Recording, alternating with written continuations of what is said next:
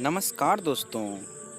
अभी हम लोग इस वीडियो में डिस्कस करेंगे 9.1 का प्रश्न क्रमांक 3, 4 और 5 नंबर क्वेश्चन।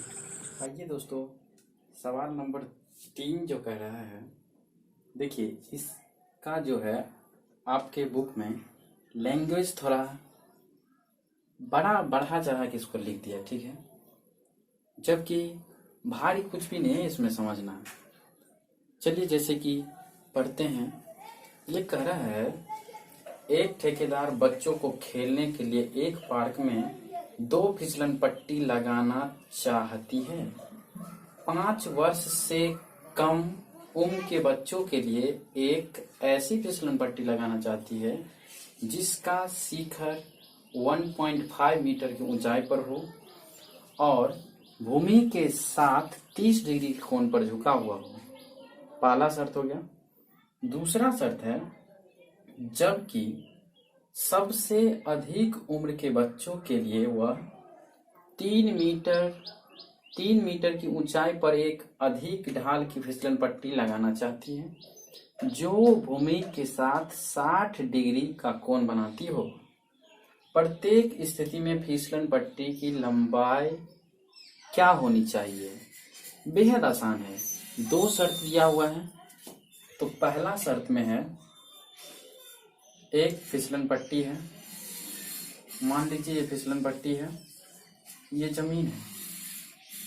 फिसलन पट्टी लगेगा तो ये ऐसे, आप देखे होंगे पार्क सब में लगा रहता है। ये जो है कितना ऊंचाई पर? 1.5 मीटर की ऊंचाई से क्या करता है, फिसलन पट्टी लगाता है, ठीक है, जो भूमि के साथ 30 डिग्री का कोण बनाती है। कितना कोण बनाती है? 30 डिग्री का। समझ गए? पहला शर्त कोण दिया हुआ है, लंब दिया हुआ है, कर्व निकालना है, ठीक है। दूसरा शर्त कह रहा है, एक फिसलन पट्टी थोड़ा इससे बड़ा है जो 3 मीटर की ऊंचाई से बनाया गया है। ये ऊंचाई 3 मीटर है और ये फिसलन पट्टी इस तरह से लगाया गया है। इसको ऐसे मिला दीजिए, ठीक है। अब ये कोण कितना? 60 डिग्री का बनता है। जब ऊंचाई बढ़ जाता है, ये 1.5 था, ये 3 मीटर हो गया, ठीक है। अब ये 3 मीटर को बना लिए दोनों शर्त। इससे भी निकालना है हमको कर्ल और इससे भी निकालना है कर्ल। तो आप चाहे तो इसका नामकरण भी कर लेंगे। इसको लिखिए A, B, C और इसको लिखिए D, E, F, ठीक है। इसमें बात करते हैं तो देखिए, लंब बट्टा कर्ल किस में संबंध जा रहा है? साइन में। तो यहां लिखेंगे साइन 30 डिग्री बराबर, क्या लिखेंगे? साइन 30 डिग्री बराबर AB बट्टा AC। कोई दिक्कत यहां तक समझने में? कोई दिक्कत नहीं। तो आगे भी कोई दिक्कत नहीं है। साइन 30 का मान 1/2 बराबर AB आपका हो गया 1.5 बट्टा AC हमको निकालना है। गुना कीजिए तो लिखेंगे AC बराबर 1.5 गुना कितना होता है? तो 3 मीटर। तो ये फिसलन पट्टी की लंबाई निकल गई फर्स्ट स्थिति में कितना? 3 मीटर। दूसरा स्थिति को देख लीजिए। इसमें देखिएगा तो वही लंब बट्टा कर्ल चाहिए, फिर इसका संबंध भी साइन में जाएगा। तो साइन 60 डिग्री बराबर होगा DE बट्टा DF। साइन 60 का मानता है √3/2 बराबर D कितना है? 3 बट्टा DF निकालना है। तो DF को रहने दीजिए। अब क्या कीजिएगा, कोना कोनी गुना कीजिएगा तो ये हो जाएगा √3DF और इधर हो जाएगा 3 दूनी 6। अब √3 कहाँ जाएगा? बट्टा में जाएगा। तो क्या बचेगा? इधर DF बराबर बचेगा 6/√3। अब यहाँ आपके दिमागों में क्या आना चाहिए, हरों का परिमेयकरण। तो हरों का परिमेयकरण करने के लिए √3 और बट्टे √3 से ऊपर नीचे गुना करेंगे। तो अब ये हो गया 6√3 बट्टा, यहाँ आपको नहीं दिख रहा होगा, इसको ऊपर लिखते हैं थोड़ा, यहाँ 6 को √3 को गुना करेंगे तो 6√3 बट्टा √3 को गुना कीजिएगा तो 3 होगा। 3 दूना 6 तो काट सकते हैं, तो क्या बचा 2√3। ये 2√3 आपका इस फिसलन पट्टी की लंबाई निकली इतना मीटर दूसरी वाली स्थिति में। ठीक है, तो फर्स्ट स्थिति में फिसलन पट्टी की लंबाई 3 मीटर और सेकेंड स्थिति में क्या निकला 2√3 मीटर। तो इस तरह से आपने इस सवाल को देखे, उम्मीद करते हैं पसंद आया होगा और समझे होंगे।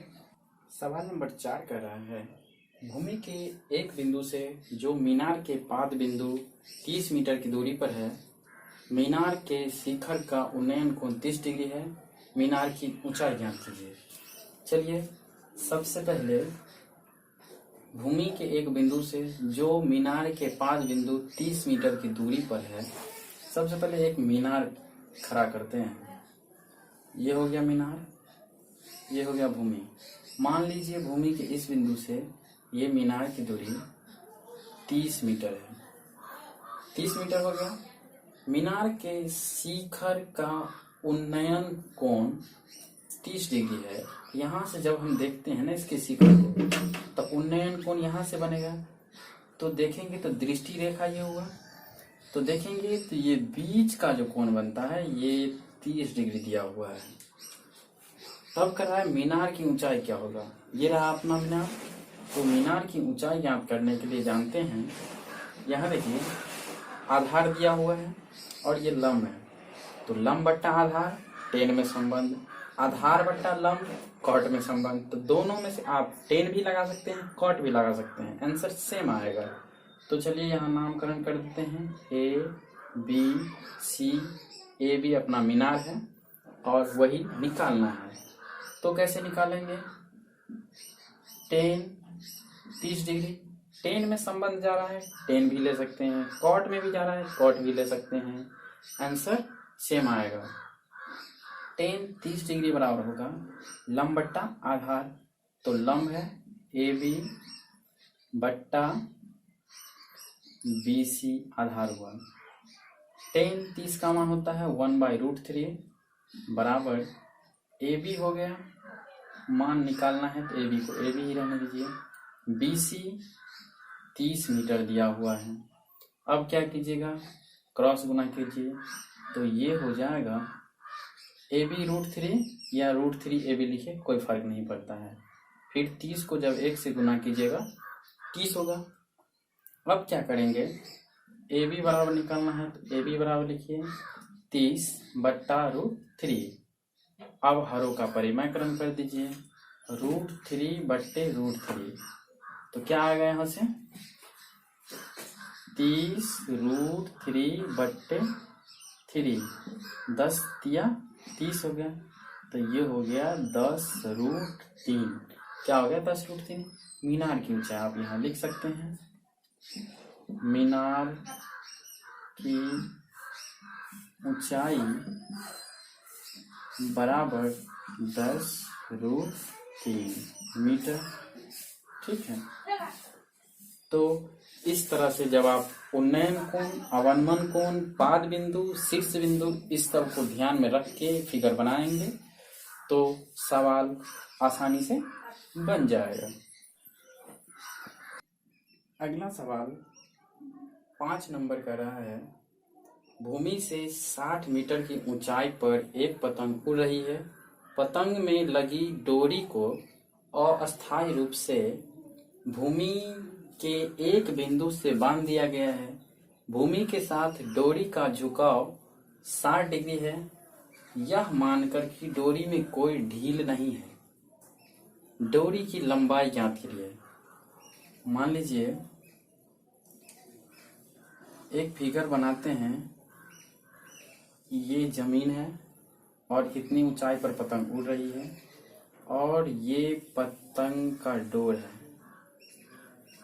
यहाँ पतंग उड़ रहा है और हमने इसको डोरी में कोई ढीली नहीं है, पूरा तनी हुई है और यह एक भूमि बिंदु से अस्थायी रूप से बांध दिया गया है और इसका जो ये झुकाव है वो 60 डिग्री का है और भूमि से कितना मीटर की ऊंचाई पर उड़ रहा है तो कहिएगा आप 60 मीटर की ऊंचाई पर। तो इसका मतलब ये हो गया 60 मीटर और भूमि के साथ डोरी का झुकाव 60 डिग्री है। यह मानकर कि डोरी में कोई ढीली नहीं है, डोरी की लंबाई ज्ञात कीजिए। तो चलिए बहुत ही आसान है, ये ए बी सी मान लीजिए। डोरी तो ये है, इसका मतलब इसके अनुसार हमको कर्व निकालना है। क्या निकालना है? अब ये जो डोरी है ढीली नहीं 60 है, ये है, तो क्या संबंध देख रहे हैं इसमें? ये चीज देख रहे हैं कि इस कोण के अनुसार ये लंब हो गया, ये कर्ण हो गया। इसका मतलब लंब से हमको कर्ण निकालना है। तो लंब बटा कर्ण जानते हैं किस में संबंध होता है? साइन में। तो यहां लिख सकते हैं साइन 60 डिग्री बराबर ए बी बट्टा ए सी। ठीक, अब जब इससे आगे तो साइन 60 का मान रख दीजिए। साइन 60 का मान होता है √3/2 और ए बी दिया हुआ है 60, तो 60 बट्टा ए सी निकालना है। ए सी को ए सी रख लीजिए। ये हो जाएगा, जब गुना कीजिएगा तो √3AC बराबर 60 दूनी 120। AC बराबर हो जाएगा 120 बट्टा √3। यहाँ से आप हरों का परिमाणीकरण कर लीजिए, √3 बट्टे √3। जब इसका हरों का परिमाणीकरण कीजिएगा तो 120 √3 बट्टा 3 होगा। अब आप जानते हैं 40 या 120 होता है, तो ये हो गया 40 √3 आपका डोरी की लंबाई। तो यहाँ लिख सकते हैं डोरी की लंबाई बराबर, डोरी की लंबाई बराबर 40 √3 मीटर। तो उम्मीद करते हैं समझ में आया होगा।